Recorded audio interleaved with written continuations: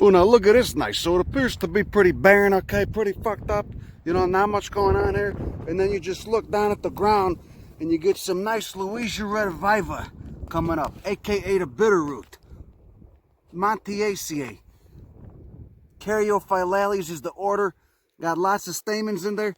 But then look at that stigma too. It's got kind of a weird, what's going on? It's got like a starfish stigma. Real nice plant.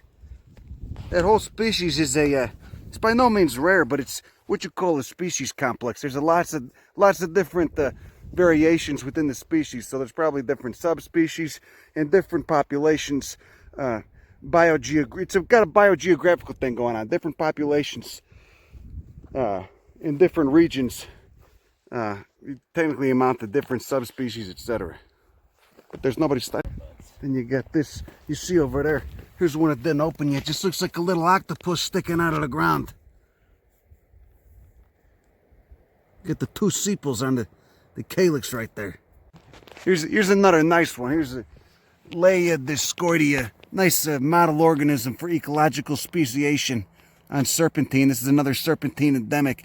And the genus Layia, of course, normally has ray flowers. It's got those daisy rays to help give the genus a competitive edge to attract pollinators. But when you're the only thing around growing on some bare-ass habitat like serpentine, there's not much to compete with you. You're already going to have a competitive edge just by being the only thing around with any color to it. So this one lost its ray flowers, but then if you look at this individual plant, it's got one little ray flower. See that trilobed ray flower up there?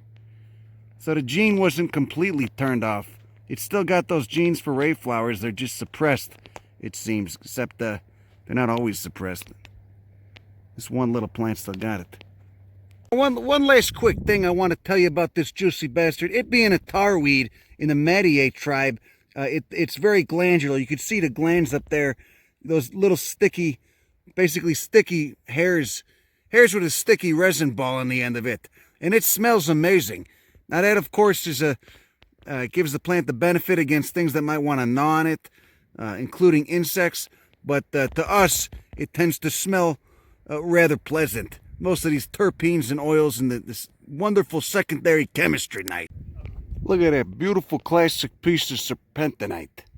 Real nice soapy texture to it, but you gotta be careful because sometimes this rock can be very fibrous and chrysotile too and contains asbestos, which is nice when you get the jackasses tearing up habitat with their OHV vehicles. You just think about them getting mesothelioma later on. Now, another nice thing about serpentine soil is it's often got chromium ore in it. This is a chromite. It's very, very heavy.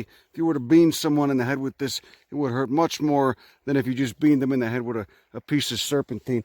Also, the creeks and watersheds in serpentine areas normally contain a lot of magnesium, which of course precipitates out once the water dries up, like it did on the top of this rock. All that white is magnesium. Because if you'll remember, they're ultramafic soil. Mafic, magnesium, and iron. Fe is the chemical signature. The chemical symbol for iron, so that's where you get the Fic. Well, look at it. Seems like there's nothing growing there. Seems like it's pretty, deserted of plant life, pretty devoid of plant life. Then you get up close, okay? And you could see some nice, what are those? Look at those leaves. Streptanthus breweri, Brassicaceae. Don't you like it when plants do that, when they just kind of camouflage? You wouldn't even see that. From far away, you just step right over that. Nice tactic to avoid being eaten by an herbivore. But look at this delicate bastard. He's all turned over. What's going on with him? He's turned up.